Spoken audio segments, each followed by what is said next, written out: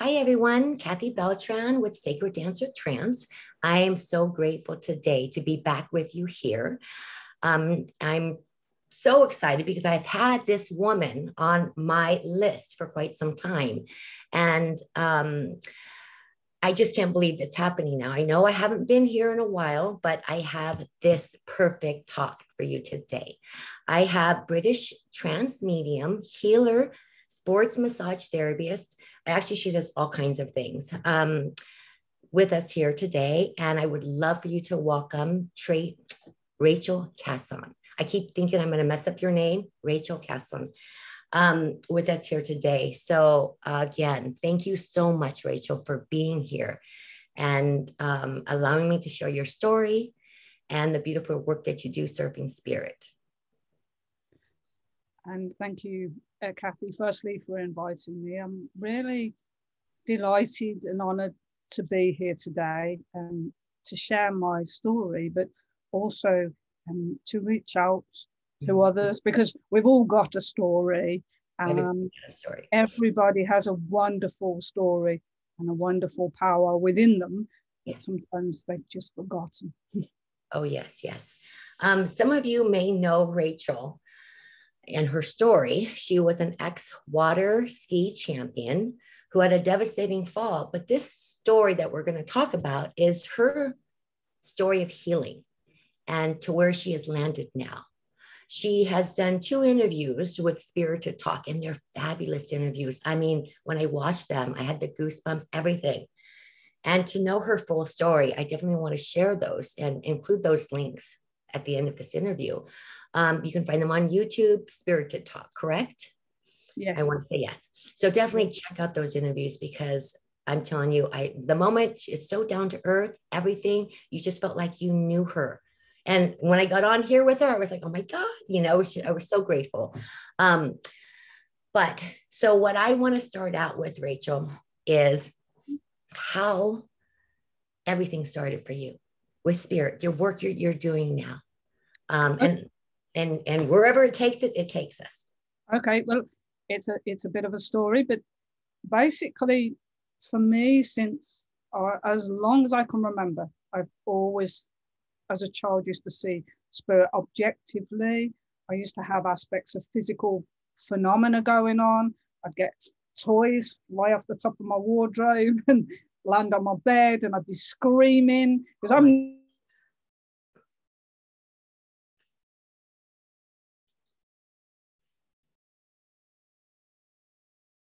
right. Let me pause this. Okay. So before we got interrupted with a little bit of internet disturbance, I was just saying about how as a child, I would objectively see the spirit world as clear as I can see you now, up until I was about 12.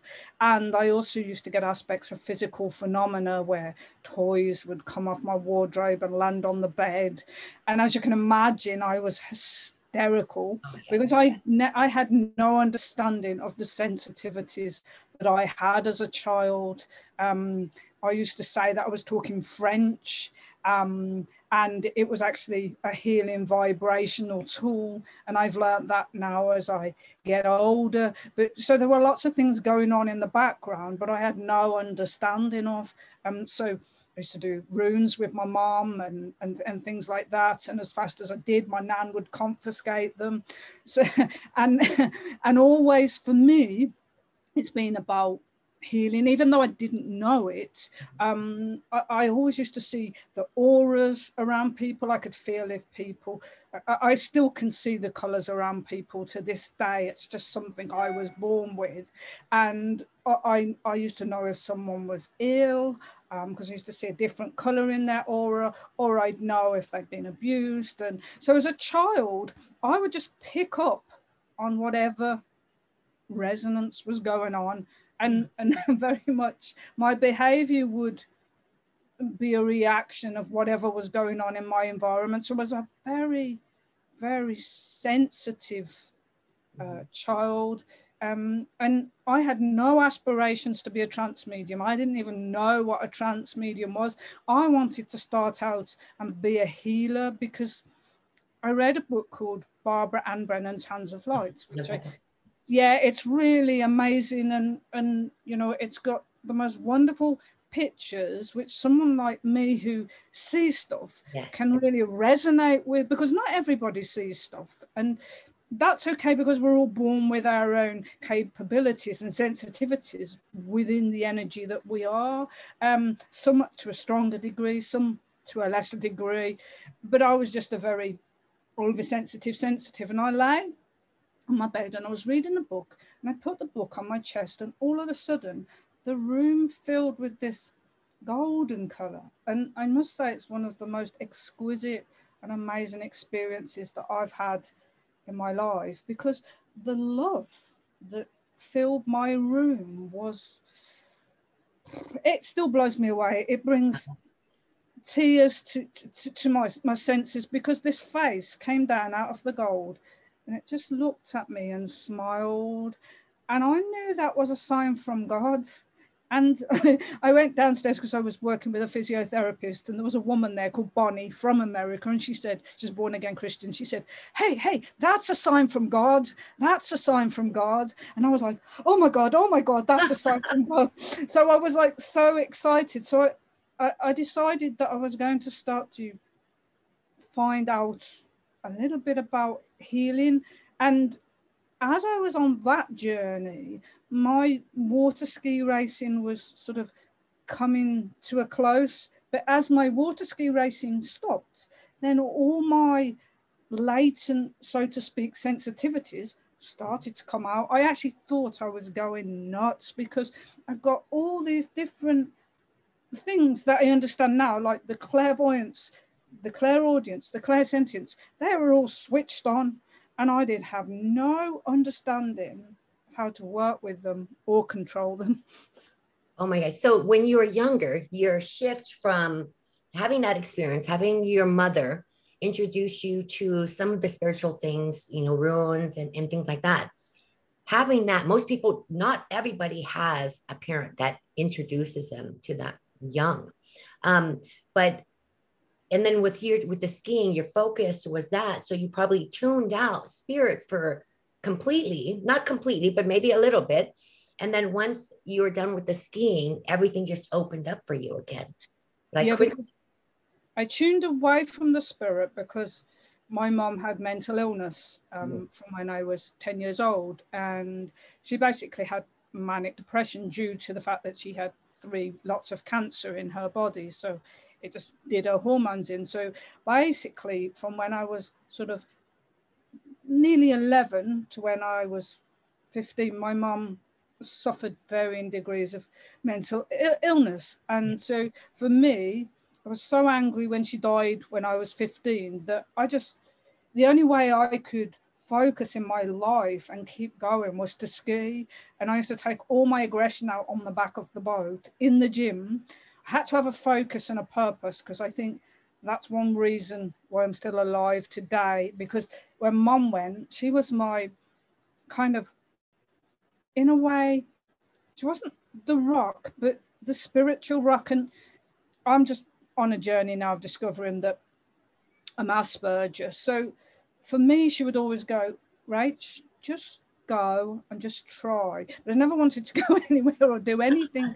I was interested in these things that were not in a child's brain. I was interested in space and astronomy and astrology and runes. I think that's why Mum used to let me talk about those sorts of things, because my friends didn't talk at the same level I did. I did have friends, but really I was a bit of a loner. I didn't always know how to interact with the other kids because it was too intense. You know, I got all this stuff going on in my head about, you know, the kids wanted to play dollies and things like that. But I was thinking, oh my God, what's out there? And is there a God? And do you have to bow your head to God? And we're all energy. And what's this energy about? But I didn't understand because no one around me really understood. It was closed down, really. It was something you were kind of made to feel a bit, you weren't made to feel guilty about, but it wasn't talked about. It was, you almost felt like I shouldn't really talk about this stuff. I did whenever I could, though, to my mom.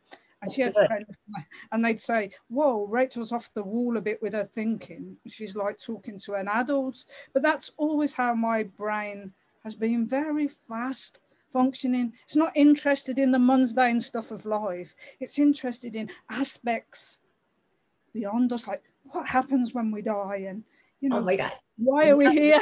I know, I completely relate to you, because as you're sharing this, I'm like, that sounds like me. I mean, and at least, you know, being able to talk to your mom or her friends about it, that's great. At least you're able to do that, because a lot of people, they keep it within themselves. You know, they don't have somebody to talk to it about. But yeah, that is so, a lot of people experience that, you know, and they're looked at like, you're crazy, or whatever. But it's almost like, when you do find somebody that you can share with, and all your crazy thoughts and that are out there, you just feel like you've met somebody that you can just really share with, you know? So you're not different, or you might be different, but you just think about deeper things. That's pretty much it, you know? Yeah, and I just have a non-neurotypical mind. So my mind is just wired, so it just works a bit faster. Mm-hmm. Like when I told some of the people in my life I'm Asperger's, they're like, no, you're not. But I got really good at pretending to be perfect, but I always felt like I couldn't live up to being perfect, you know, because always that nervousness came in about who I was. And that's why I went to trance, because within me, it brought me to that centered place within me. But I know I'm going all over the place with my story. No, this is fine. This is fine. I just wanted us to talk, and we'll get to everything as we get to everything. But before we continue on, I wanted to bring up the book, you know, and the funny thing is the Barbara and Brennan books. When I did listen to the interview with Spirited Talk, and you mentioned that, I was like, oh my God, that's me too. If you guys haven't seen that book, it's a great book. It's very technical, can be, but the pictures in it are beautiful. And I think what I've taken from that book in the beginning was the energy, the chakras, the pendulum, you know, all that. To this day, I can seriously do that and check those out, you know, and with different people. They don't even have to be with me for some reason. And then when I do it when they're with me, it's perfect, you know? So, but anyways, I love that. I love your story and how the healing inspired you, you know, whatever it was that just changed your direction, you know, in a more focused area. So the dedication, the discipline that you needed, and it brought you to trance. And yeah. And basically, when my gifts, when I stopped ski racing, I had hellish anxiety. I didn't know my purpose. I didn't really even know who I was anymore. And nothing made sense, because I'd used the skiing as my crutch to get me through my life. So, of course, my dad was saying, we've got to stop, right? You can't keep doing this to yourself.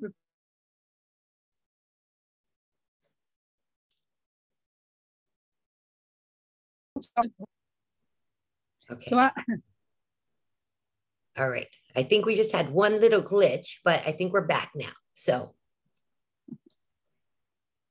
Are we still recording? Yes.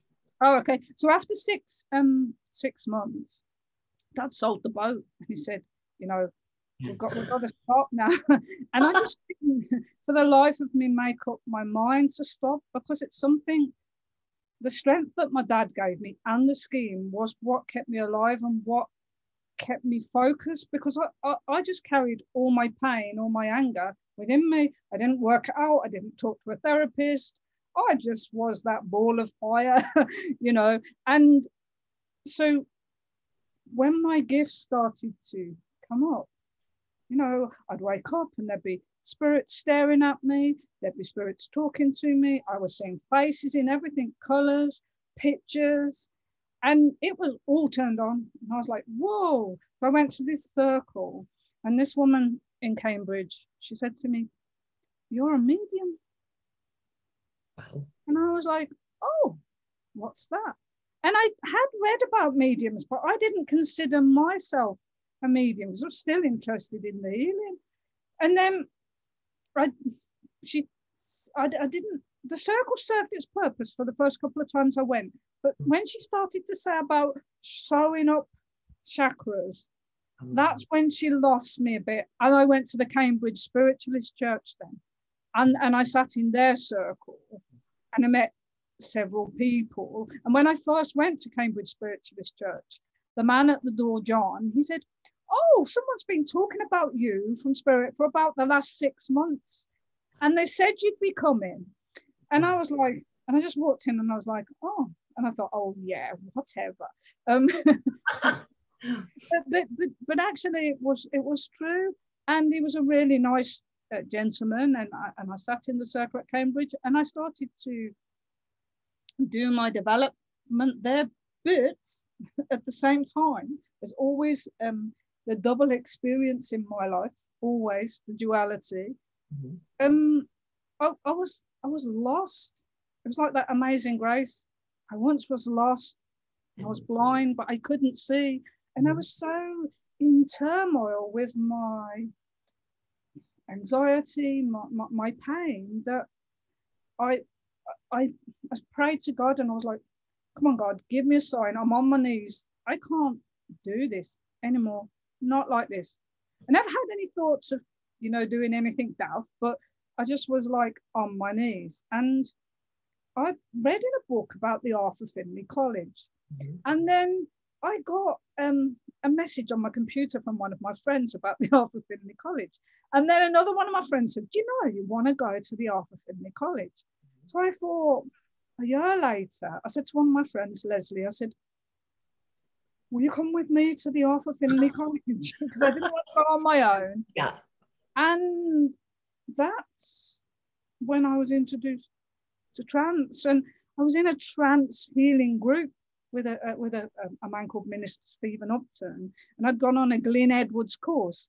So really my trance education, all the teachers I've had, I've been very fortunate that they've really had their grounding in the power of the divine. So they really know the power, which has helped me to have an understanding. And I'm laughing because when I first went to the college, it must have been like a mad rabbit bouncing around all over the place. I was like a kid in a candy shop. I heard the words subjective and objective and CSNU and all these, my mind was bombarded with all these strange words and I understood nothing of it. But the only thing I did understand, which I did naturally, was be able to feel and observe the power. And so the first time I went into trance, I boomboxed the heads off the group, and they were like sat there like this, and this big boomy voice came out of me. But I remember one of my experiences where my mind was so strong being creative that I created a character that I thought was trance. And so Stephen said, right, you're inviting your guide in. And so I, wobbled my head and did as you have an expectation trance should be. And then he said, I'm sorry, but that isn't spirit. And I was so grateful because he didn't do it in a horrible way. He did it in a totally nice way. And then all of a sudden, I felt the power of spirit touch me, my energy and my mind. And I went, it's okay, Stephen. I know now, because I had to know the difference of feeling my own creations of my own mind and the power of the spirit. And that power of the spirit was tangible and beautiful. And there was a love that came in, and that touched my heart and it touched my mind. And then I knew what was the difference. So that's how I sort of arrived at trance, because actually the faculty that was the strongest was my active mental mediumship. But I guess because of the Asperger's, my nerves was so bad that I would shake for an hour and a half. The first message I ever did at the college I nearly was ill. I was quite ill afterwards. I was traumatized. You know, it took me all my courage to get up. It was an okay message, and I got relevant facts, which the woman understood. But so much was it so on my nervous system that I thought, right, you've got to go back to the drawing board and heal first. You've got to allow yourself to heal. And is all I ever got was discipline, you know. But I didn't have a clue about. One of the teachers said to me once, and I said this in the podcast, he said, you've got this really advanced sports car to drive in. And he said, most people learn in a minute. He said, but you're the opposite way around. He said, you don't know how to work the controls in this car. And that's what going to the college really did for me. Helped me to understand myself and to understand aspects of the toolbox of mediumship, because obviously mediumship brings us a toolbox. We can use the active mental mediumship to touch our world. We can use the healing. I believe all mediumship is healing. We can use the trance. We can use the trance healing. There are many aspects of tools in our toolbox, but I didn't even have a clue that we had a toolbox. I had no, and I think many people find the same when they first arrive at it. They have no clue that they're actually a medium, what mediumship is. And I think through it, you learn what spirituality is. I'm a spiritualist, but what it is to be spiritual, a good person, and then what it is to be a medium, because you learn to break down all those things and then be able to understand them. But it took me a time to understand. But the point that actually changed my life was a trance healing with Stephen Upton. Wow. And I went in and I could see all these doctors, a massive circle of doctors all around us in the spirit world. And I was like glued to my chair, and all this kind of refluxy sensation was coming up from the middle of me. My friend said, who was the witness, Leslie, she said she was glued to the chair and couldn't move. And there was this power. And at first I didn't dare close my eyes, and I was just like watching all these doctors. And there was like a group of doctors and then another group of doctors. And I was like, wow. This man has a strong energy. And that was the start, because I came away from that, I think it was on a Sunday I had the healing. I had a weepy Monday, a weepy Tuesday, a weepy Wednesday, a weepy Thursday, and a weepy Friday, and probably the next week. But what I realized when I came out of that healing was that I'd been in so much emotional agony, mental and emotional agony, for so long. I didn't even realize the weight I was carrying on my back. But that trance healing enabled the power of the spirit to vibrate my energy and make a shift in my energy field. So suddenly I thought, oh, some of that pain's gone. And it was like I could take a breath when I came out of there. And I had some very bad stuff happen to me as a child. And it started to help me to begin the process of healing that stuff.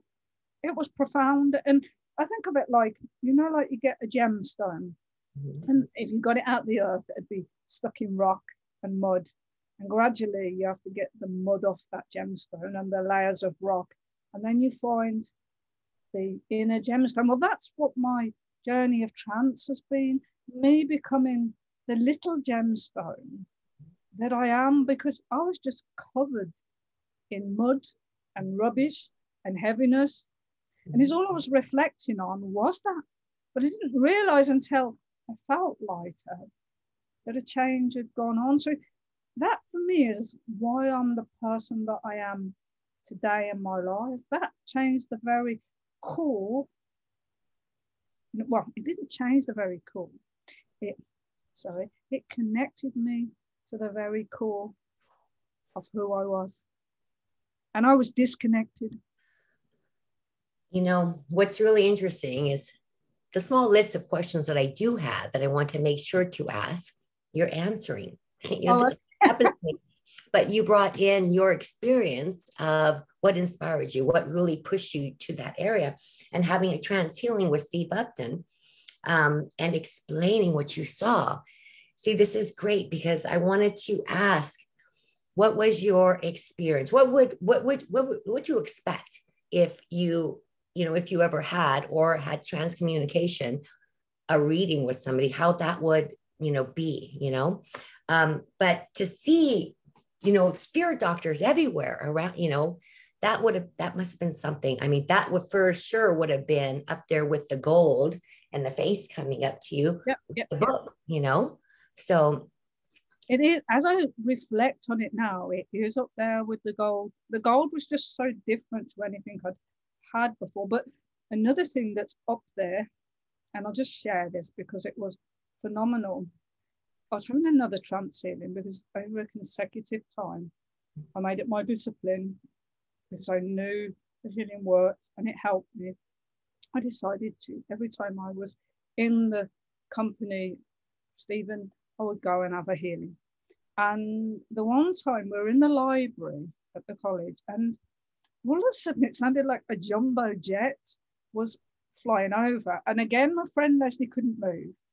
And I just sat there and I opened my eyes and I thought, what? And it was like, woo, woo, woo, woo. And a butterfly, it was like an emperor butterfly, it came out of the floor, it flew over the top of my head, and then it disappeared. And that was like a physical thing that happened when I was having one of my healings. It was profound. And the feeling in my nervous system, it was like a sonic boom had gone off of a jet. And I'll never forget that to this day. I mean, they're all experiences that are up there. And I'm pretty humbled and honored to have had them. And to be able to share them without people going, oh, she's off her rocker, because it's so great because other people must have these experiences that we're too scared to share because in case people think they're mad. Yeah. Oh, yeah. But you know what? It sounds like you've had such incredible experiences that really just pushed you in this direction to everything is healing yourself, and then going further and being able to help others heal. And then you're the sports massage therapist as well. So everything is healing. And I do agree with you. The mediumship is healing. Everything to me, that's what it is. And so when you first found your, your circle at the church, did you go there every week? How did your development take, It was actually fun because it was more of her psychic work. And I liked it because I'm quite quick within those things, you give me something and I've got a great imagination and boom, boom, boom, boom, boom, but I enjoyed it. And I remember when we first went in there, it used to be on a Monday night at Thompson Hall Church in Cambridge. It wasn't Thompson's Hall, it was Thompson's Lane Spiritualist Church. But and I think I went for 2 or 3 years and I met some fabulous people. And I looked on Cambridge as, a spiritual home, and I still do,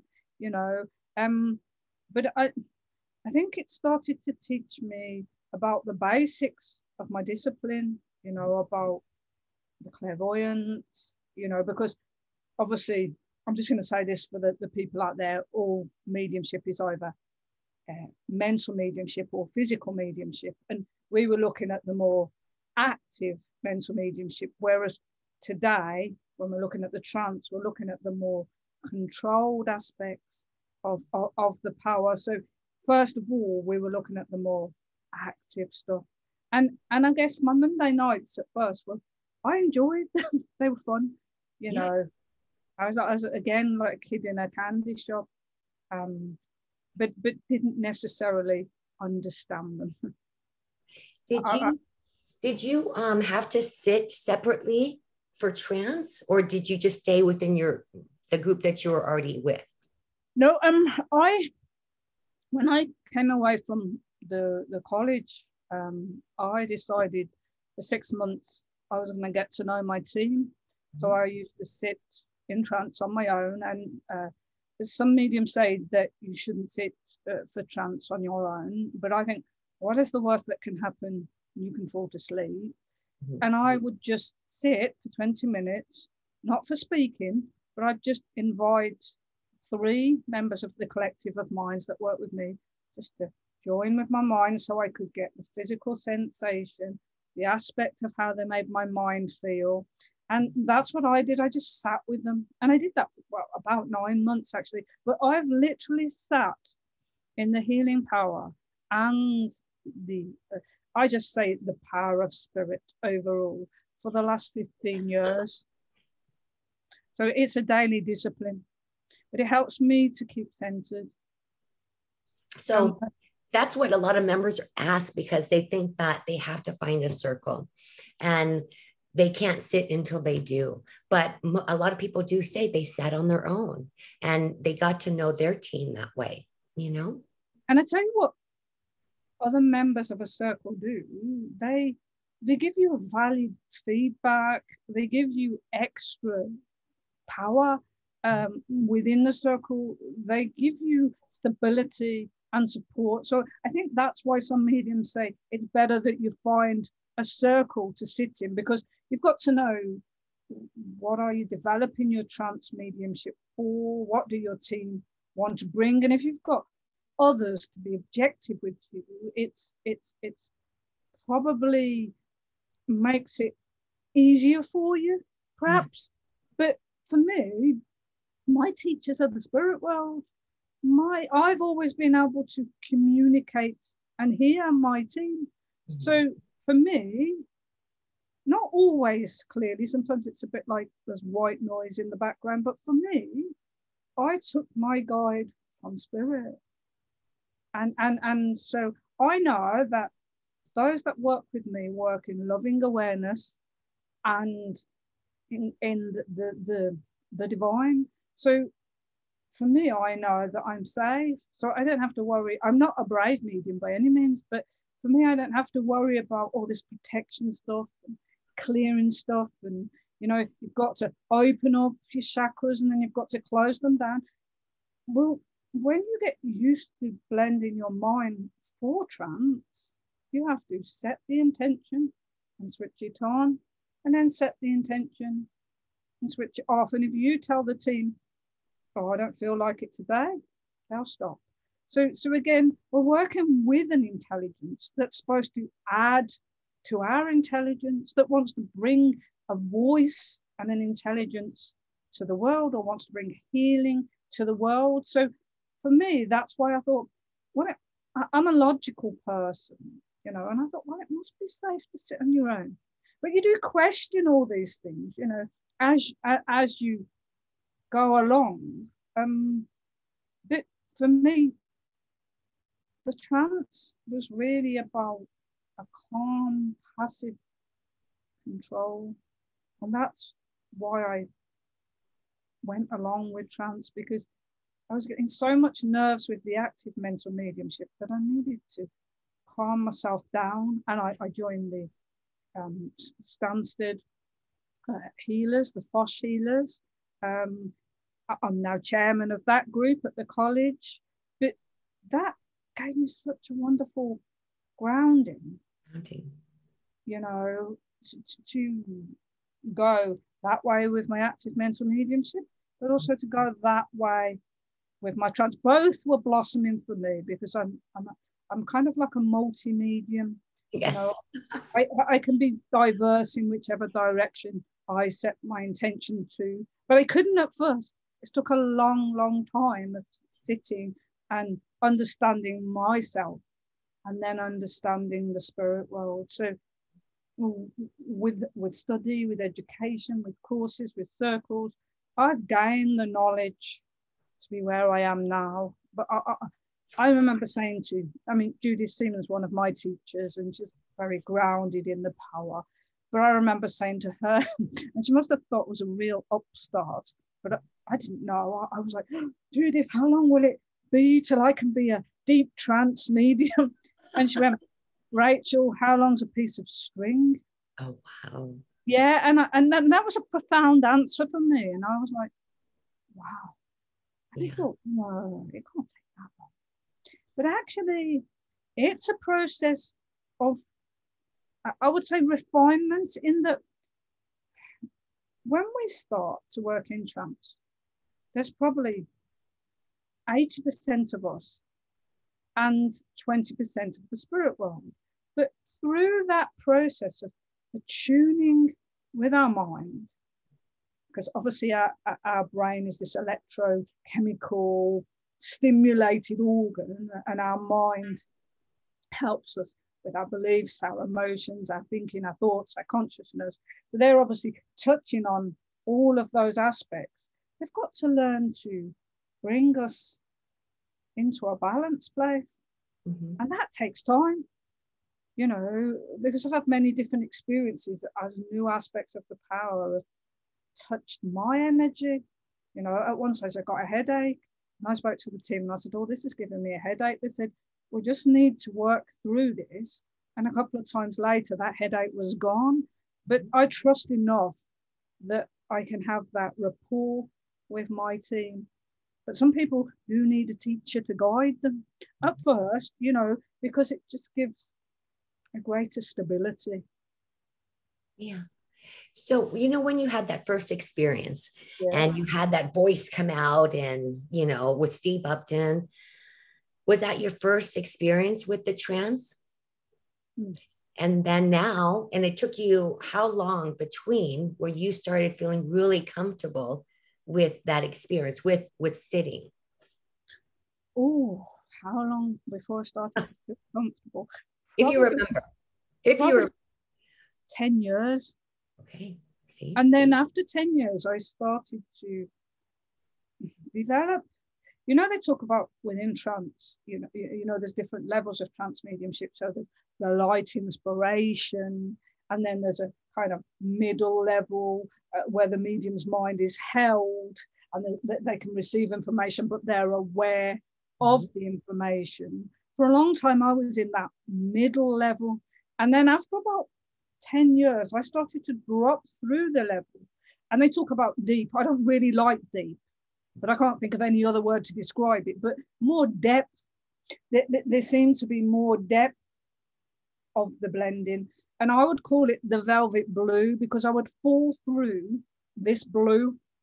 And it was just a different, it's really hard to explain when I'm saying this, but I would just be in the middle of this blue, and I would disappear, and I started to get further and further away from hearing the communication. So the communication then became more like a distant dream. So I could recall aspects of it if it was talked about, and sometimes I go and I'm not aware.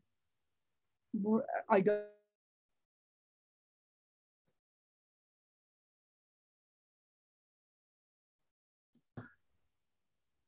Sorry, we had another glitch here, but Rachel is explaining what happens to her in the different levels. Or, you know, you talked about the what was it, the gloop or something you went into, or it felt like the velvet blue. Yes. For me, it was an electric blue, but it wasn't velvet, but it just reminded me of velvet. I don't know why I called it the velvet blue, but at the time it felt like velvet blue. And I just used to fall for it. But what it was is that, how I can explain is, I was in the middle of it. My consciousness had become smaller. It had become altered by the power of the spirit. So the spirit's consciousness became larger and my consciousness became smaller. So hence it felt like I was going down into this blue, and then I would just sit in this magenta pink, being aware in the middle of being in the middle, but that was it. And that's where I go in my trance. I just go, what feels like into the middle of my being. And some people go up, but I go within. And but that makes sense to me, because if everything in the universe is made up of vibrating material, you think we're in this lovely body, I was going to say crappy body, lovely body, that's heavy, and our vibration is very dense, it's very gross, and it's hardly going. Well, when the spirit world joins us, their vibration is very fast, very light, very infinite. So that gross aspect of us disappears, and that lighter aspect and power of the spirit comes forward. So it makes sense how we can link with another power that's just refined its state of being and is in a different level. That makes sense how we disappear. Our soul does not step to the side. Our spirit does not step to the side, because if it did, we'd probably be dead. But some people get a feeling as if their soul steps to the side. It doesn't, because the spirit world holds our mind. And again, we have an electrochemical mind, but we have an electrochemical cellular body. So there's electrical signals, our nervous system. The spirit world's got to learn how to stimulate that nervous system. They've got to see how our chemical biology fires. You know, you think about, we get excited, cortisol is released into our system, insulin is released into our system, our nervous system's firing. And so they've got to learn how to work with us, to hold us. And I remember a stage of my trance about 4 or 5 years. No, it was about 3 years after. And my heart would beat out my chest. And you know, I was doing trance healing, my heart would go bang, bang, bang, bang, bang, bang, bang, bang, bang. I was thinking, gonna have a heart attack, gonna have a, but it wasn't. It was just spirit world trying to calm my oversensitivity to an increased power. And so sometimes when people are doing trance mediumship, they feel this strong sensitivity within them from their nervous system, because the spirit world's getting used to holding that nervous system, to holding that mind, to bringing another consciousness over that mind. So you can tell I'm quite passionate about it, because it amazes me. It's the most unnatural thing, trance is, to our human life, because it's the opposite of what we're taught to do. We're taught to be in control, but trance makes us, over a period of time, surrender to a power that is greater than us. That is an aspect of what we are. And over time, it can be so beautiful, the words that can come. My team used to talk in verse, so I used to get a lot of poetry. But it's amazing, through that process, that blending that happens. And I've just got this picture of 2 people dancing in mind, and that's what it's like. You learn how to dance with the spirit world. You learn how to be in their hold. You learn how not to stamp on their feet, and you learn how to also listen to the power. Like when I first started Trance Communication, the words would go round and round and round in my head. We want to say hello. We want to say hello. And then about the 8th time I go, oh, we want to say hello. And once I opened my mouth, I found that a power could go upon those words. And many people, when they start their trance journey, they want to communicate. And I've seen there's a new category of trance that I've established called trance delusion, where it's a creation of their own mind. It's not a creation of the power of the spirit. And I've heard of people pretending that they're dolphins and going rop, rop, rop, rop, and elves and pixies, but it's about an intelligent power that has a knowledge and a faculty to bring to our world a change in the energy, a healing response, within every individual, whether they are sensitive or not.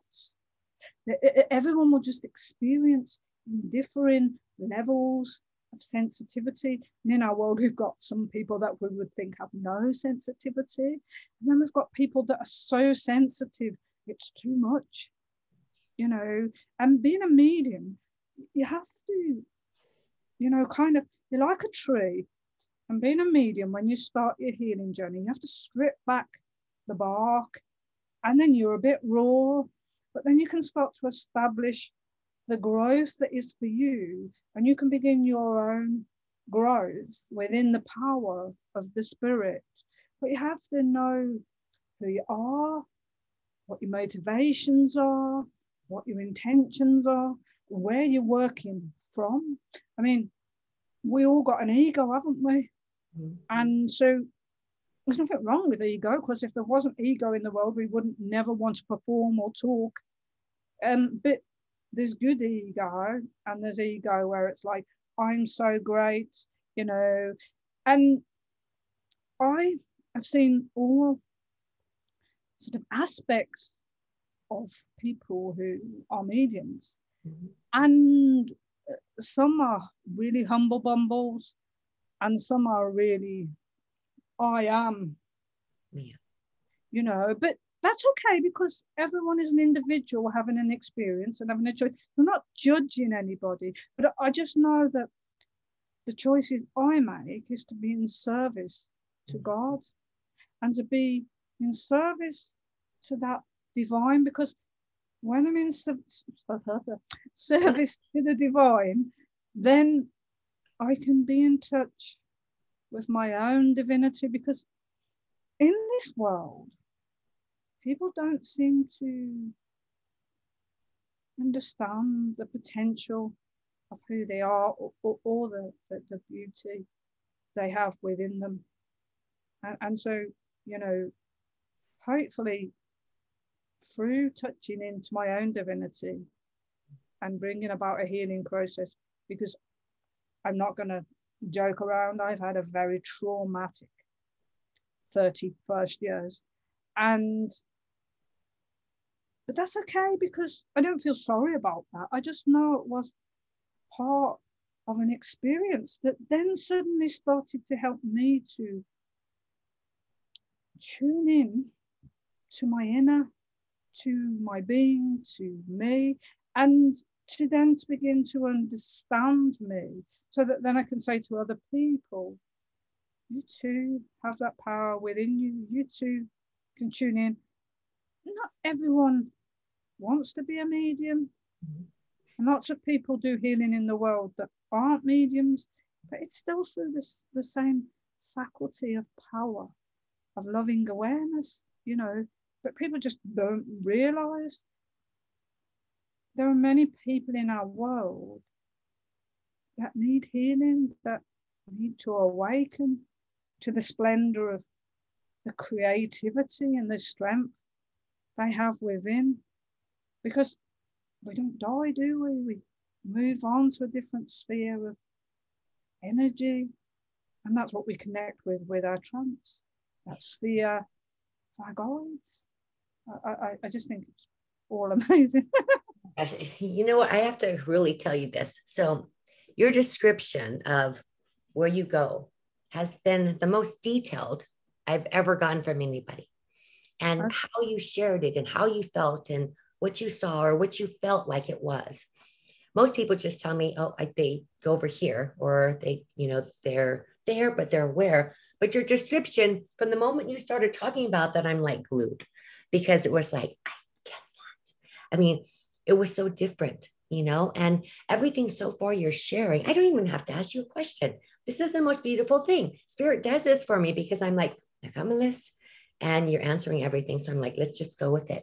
You're sharing so much of your journey, and really your healing. And the whole thing is about love, that feeling that you have to have. Like right now, just thinking about it, I get the goosebumps again. And I'm just so grateful to you for everything you've just shared now. And I'm not even done with you yet. And we've been talking for about 45 minutes. I do want to ask you a couple other things really quick. So you do trance communication. And somebody did ask me, what would you expect if you did a reading?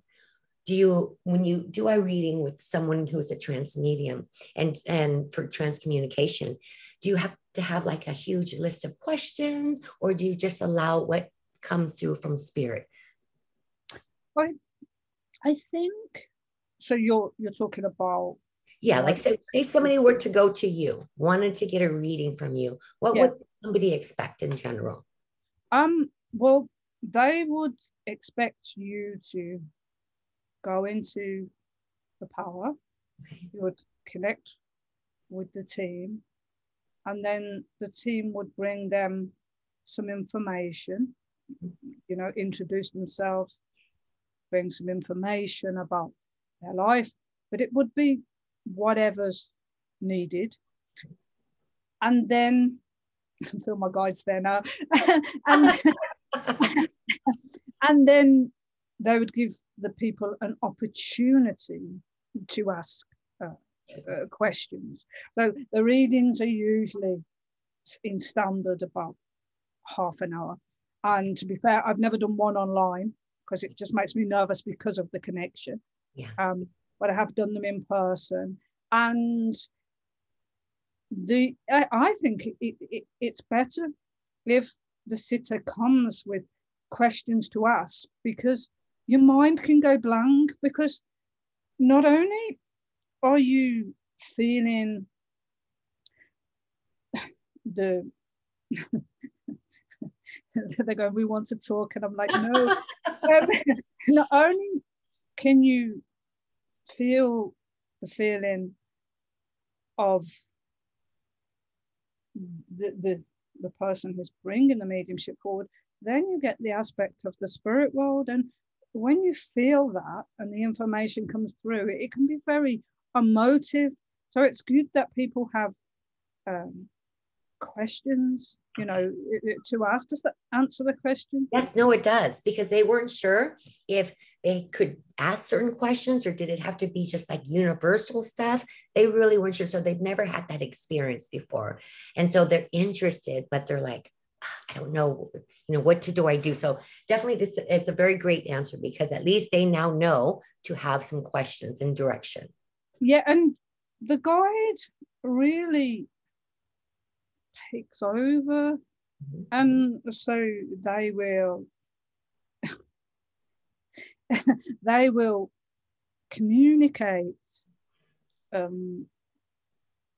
what it is that they want.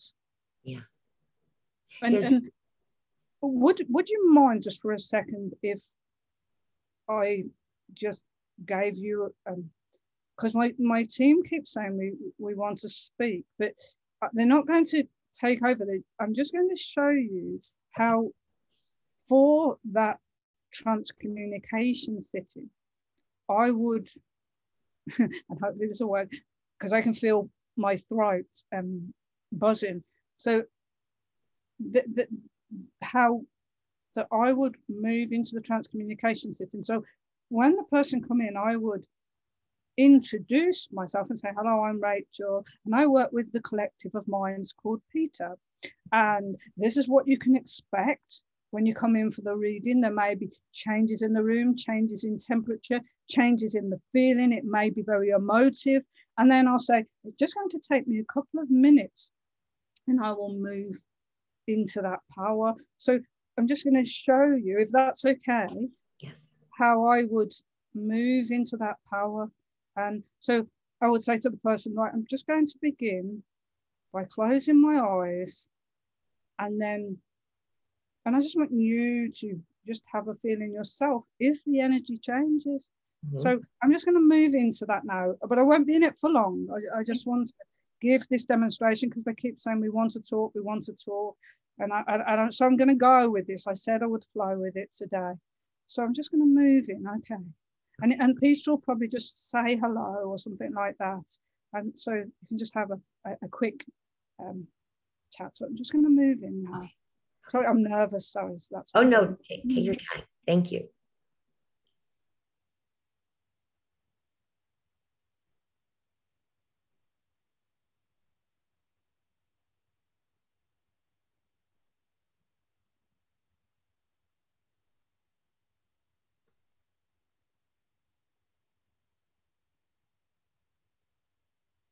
And so it is that we are here on this day. Hello, Adia. Hello. We are the collective of minds called Beta. Peter, sorry, not Beta. Hello, Peter. And you're aware. Yes. It's good. And this is how it comes through and introduce ourselves within the experience. And you would feel a heat as it has got hotter in the room, has it not? Yes. And so you can feel the emanation of the energy that we would be bringing to the sitter, yes? Yes. And the sitter is you, so we are bringing healing to the back, yes? Yes. And so we only wanted to bring an example of the change in energy and the change in the communication of our medium. For there is a change in her sentenceology and a change in the vocals, the voice box, yes? Yes. And so that is what we wanted to bring forward. We are a collective of minds that has been watching over our child most of her life. Wow. So thank you. Thank you. And now we have done our example. Yes. We shall withdraw. And you have to bear in mind, all those whom are watching this, it has taken our child, we call Rachel our child, many years for her to have the confidence to be able to surrender to the power and listen to us when we say we would like to speak. Yes. Yes. She could not have done this 2 years ago, but she can now. It's called evolution. Yes. Thank you. Thank you. We're going to let her come back slowly now. And God bless you. Thank you.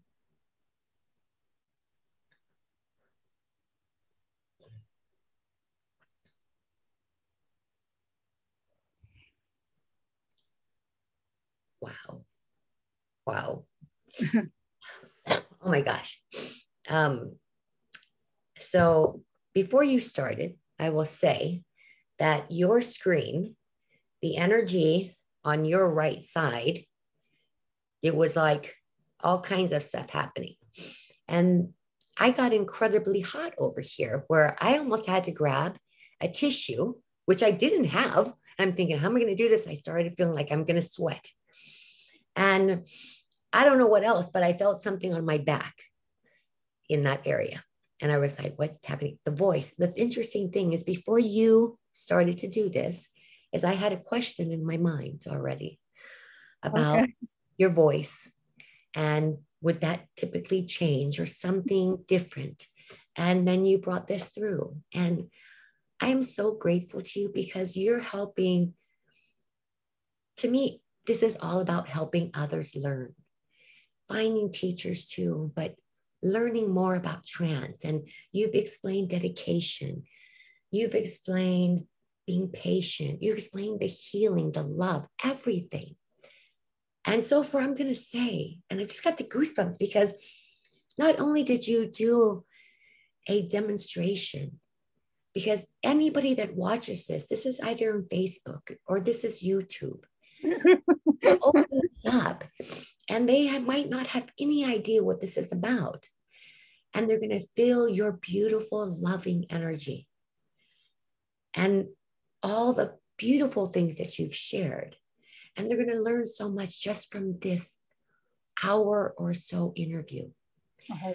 And that's all that I've ever wanted, is to do and put this out there so that somebody can learn. But you went way above. I'm just so grateful to you so somebody can see what this is all about. And I felt the energy. So when you say, I haven't done this online, you can do this online because I have felt it. And I have a screen. I can actually see things, whether that's whatever that is. But I could feel that energy and that love, the love that they have for you too. I can feel all of that. And I'm just, I just don't even have any more questions. I mean, I do, but this is beautiful. Thank you so much for doing that. And No, thank you to Peter, the collective, for doing that as well.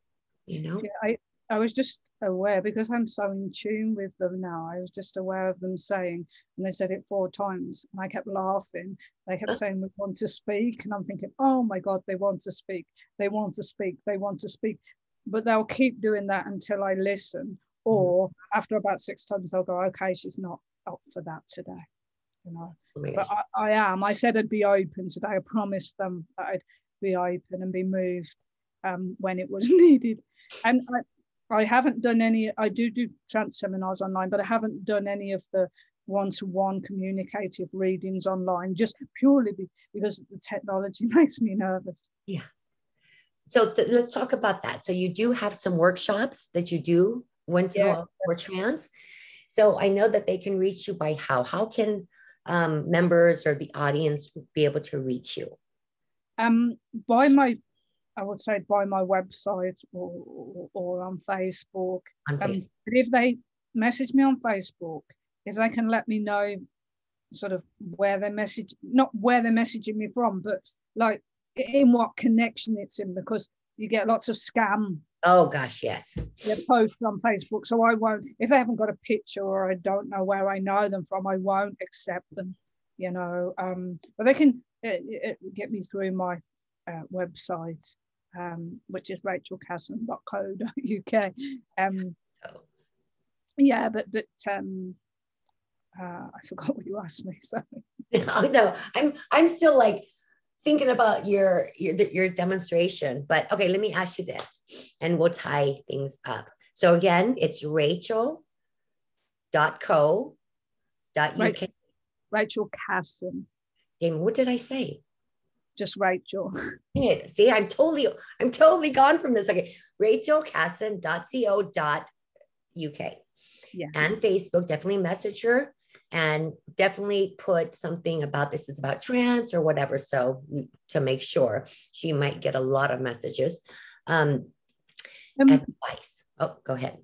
No, it just came to my mind that perhaps, you know, when people start the trance journey, perhaps they also look at the healing aspect of trance, because within the trance healing, basically what you have to learn to do is let go. But you can put a nice piece of music on and move into that power and be moved by a power. So I think if people aren't comfortable with the communicating side of trance, because, you know, certainly I've over a period of time had a lot of expectations of how it should be, and maybe sometimes even spoke before the power was totally built up. Now I know. But over a period of time, I had to learn all those things, you know, and not to boombox it out and to work with spirit. But I think the healing is wonderful. And I'm a SNU spiritual healer, but I think the trance healing energy just enhances a depth within that healing energy. And that's why I love it. So, you know, excuse me, if people, you know, want to look at aspects of trance, perhaps also look at the healing, because it has, well, it's really needed. Yes. On our earth. It's what the world needs now is love, sweet love, and healing. You know, it really does. It needs to awaken to the facts of the reality that we are spiritual energy within a body. And most people, because of the materialistic nature of life, have forgotten. But of course, there has to be balance. I'm not saying everyone should be sitting on a a bench meditating every moment, because we have to get the shopping, we have to clean the house, we have to do all the job. But it's about the person who's a sensitive finding their own balance, because I know that I've been the oversensitive sensitive, and that's not healthy either. We can't be connected into spirit 24/7. We can be connected into the power of the divine because we are the power of the divine, but not for the mediumistic faculties. We shouldn't be connected in 24/7. We should know when we're going to start and when we're going to stop. You know, it's a package of energy. It's all about energy. So I just wanted to say that as well. No, I was about to ask you, what advice would you give somebody? And you did it. You just did it. But what I want to ask you one more thing. What would you tell your younger self before you started this? What advice would you have given yourself? What would you wish you had done differently? I would say be gentle with yourself. Stop trying so hard to be what everybody wants you to be, and just allow yourself to be what you are. I would encourage my younger self to not look at all the bad stuff that's happened in our life. I would encourage you to look every day with gratitude, the good things that are there, because challenges will come in life. That's a matter of fact of life, because we've come here to grow beyond that which we are. And I think I would encourage the younger Rachel to look at challenges in a different way. But I guess, you know what? I've had to go through the process of all the hard stuff to find the little gemstone. That is me. And for me to be able to just shine one or two of those facets of who I am, because everyone should be able to shine the facets of who they are, because Spirit World sees us as a wonderful array of color and magnetism and vitality, and that's what we are. They don't see us for this shell. They see us for our amazing color. But all mediumship is healing. But I think through the learnings, I've learned that what we do for the spirit as mediums is give a voice to the voiceless. And without those who are willing to serve and surrender, how will they get their voice through to encourage and help our world and bring their wisdom and bring their knowledge? And there's countless wisdom out there. There's books and there's YouTube and there's wonderful people and there's yogis and gurus and mediums. So our world is bursting with information. But I would just say, take it steady. Take it slow. If you've got something to say, don't say it unless it comes from a place of love. Because what the younger Rachel was very much in the midst of was destruction, but not to anybody else, just to herself. And so anyone who has sensitivity or the aspirations to be a medium, they should really find out their base power, because all of mediumship is about power. And if you have a strong foundation and a good base to that power, then you can let spirit world work through you, and you can uplift and inspire others. But if you have no basis of power, then people aren't going to feel that power. They're not going to feel that love. They're not going to feel that connectivity. They're just going to feel someone walking around going, hey man, I'm great. Don't you know? I'm great. But actually, in a center of, not a self-centered way, but in a center of self way, we're all great. We're all an aspect of the greatness of the Spirit, because we cannot be where God is not. And I read that in Simon James and Brian Robinson's book. No, I forgot Brian's name. I apologize. But Brian Robertson, not Robinson. But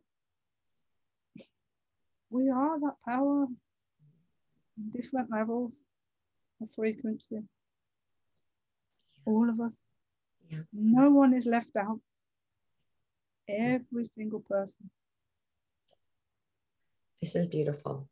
Thank you so much. I mean, I was a little nervous about doing this because I haven't done it in a long time. What was I? Yes, but it's just great. And this is what I wanted to do more. I just wanted to just go with the flow, not ask 20 million development questions but just your story and everything you shared of your development and what's happened with you and the healing and the demonstration now. I'm telling you, it's perfect. And I just want to say to all the listeners, because some people don't know what's the difference between meditation, which is a reflectivity and a looking within, taking our attention within self without letting the thoughts of the mind detract us. I was very bad at first at meditation because my mind was so busy. But I don't think we ever truly get that still mind. I think we just have to let the thoughts come and go. So meditation is the contemplation of the space of self. But I think sitting in the power of spirit is sitting in the power of our own spirit, our own energy field, our own aura, but it's also sitting in the power of the spirit world, of God, and all of those. There's many different spheres and layers and levels of that power, and I can't know them at the moment because I'm only here in this body, so I've got one perspective, but there are many different levels, layers to that power, and we can learn about our power and the power of spirit. But rest assured, when someone sits for trance, they will be moved, whether it's very subtly or very intensely, by a power that begins to make their mind passive and their senses slow over a period of time. So it's about a power, the spirit that will be touching the mind of us will be a more advanced spirit with a more finite vibrational frequency. So, and an intelligence and an awareness, because they will have gone to a different level within that etheric sphere.